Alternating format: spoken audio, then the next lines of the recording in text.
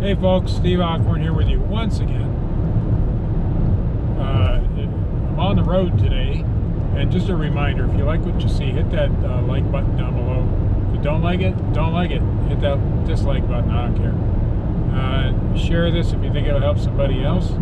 Also, make sure you hit the bell notification for further updates, and subscribe if you haven't already. And also leave a comment down below if you wish. Today I'm on the road, as you can see. I'm driving, coming home from Youngstown, Ohio, and also Warren, Ohio. Been on the road for about 2 weeks now, off and on. Mostly day trips, but those day trips consist of sometimes 8-hour days, sometimes 16-hour days, sometimes 5-hour days. Just depends on where I'm going and what I'm doing. I want to talk a little bit about sourcing when you're on the road, and what to expect, what not to expect, and some of the upsides, some of the downsides, I guess. Today, we have been on the road for a couple of weeks, simply because we found a toy clearance at a particular store that we like to source at, and it was a really decent toy clearance, and there was a lot of it, and so we spent at least a week on the road for that. We finally got done with that on Monday, and Monday was the last day I was going to source for that, and we probably hit about 200 stores altogether. There was one store in particular I did not hit, and that was a store in the town that I grew up in, and I went to see my mother on Monday. It looks like I'm about to get pelted by rain. Went to see my mother on Monday for Mother's Day, since I missed it on Sunday. She was out with my sister and stuff, so I didn't get a chance to spend time with her. So I went to this store that we had gone to over 200 stores. We missed this particular one on the toy sale. So went in to buy some toys. There was only 2 there. Some of the more lower profitable stuff, but still worth buying. But just 2.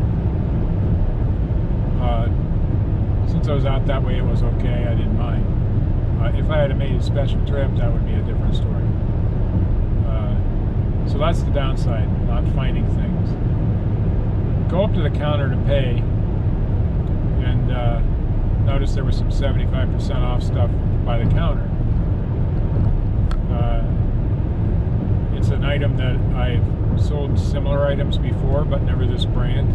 Didn't know anything about the brand, didn't know if I'd be restricted. And this is all for Amazon, by the way. But I checked it, and the purchase price for me was $6.24, but we're going to make anywhere from $30 to $45 an item. So of course, instead of taking the week off, we decided that we probably ought to hit the road again. So we hit a good portion of those 200 stores all over again. Probably kept it down under 100 this time. But so today was my last day of that trip.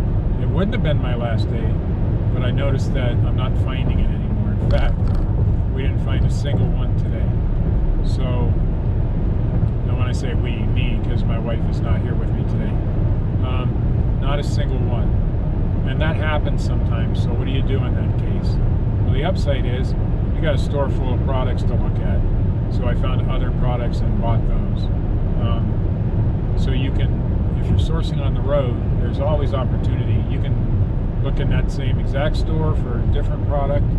You can look at a different kind of store for a different product, a different kind of store for the same product, whatever. This time it was the same store, different product, and I did well. Not as good as I'd hoped. I'd hoped to come out with a few more of these. We got about 80 of them altogether. Most of them are already been sent in. I have about 15 or 20 more to send in to Amazon, and we're going to make a good amount of money on these. Now I have a feeling this particular store pulled them off the shelves and has them in the back somewhere, and just getting ready to mark them down. So not all stores have put them on the shelves. So the next trip I go out on, I'll have to look again. But And if I find them, I will buy every single one I can find. For some reason, my seatbelt light's blinking, but as you can see, I have my seatbelt on. So. Oh, because there's stuff in my passenger seat, probably. So that's one of the downfalls, is you're not always guaranteed to find the product you're looking for. The upside is you can find a similar or different product in the exact same store, a different store, or even a whole different product in another store. As long as you're out there looking, you will eventually find something. I drove an hour today to get to the first store. I'm going to drive an hour home. I hit 15 stores today, and like I said, not a single one had it. You just got to get out there and go. Also, when I was in Youngstown today, I stopped and met with viewer Ken. Ken, thanks for the lunch. You didn't have to do that. I'm okay. I can do it. I'll hit you up next time. I'll take care of your lunch next time I'm in Youngstown.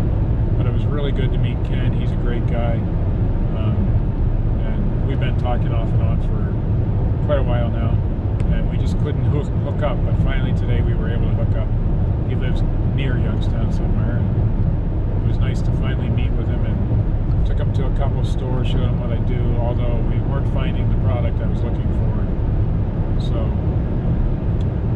that's another upside to doing RI on the road. You can meet people who also have the same passions and desires that you have to sell online.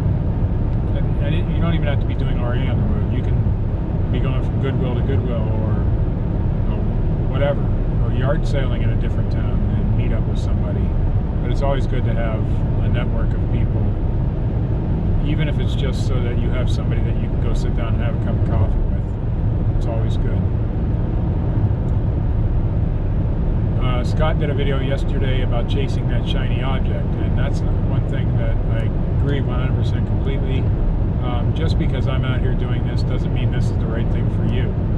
For you, this might be your shiny object, but it does take a lot of time, a lot of dedication, a lot of time away from home, a lot of travel time, a lot of prep time, and a lot of downtime. So you got to be prepared for those kinds of things. If this is for you, awesome, good, go for it. You can do it if you have the passion to do it. If this is not for you, find out what's good for you. If you enjoy doing yard sales, do yard sales and do them, consistently, and keep doing them. Anyway, that's all I wanted to say. Make sure you like, share, subscribe, hit that bell notification. Thanks for watching.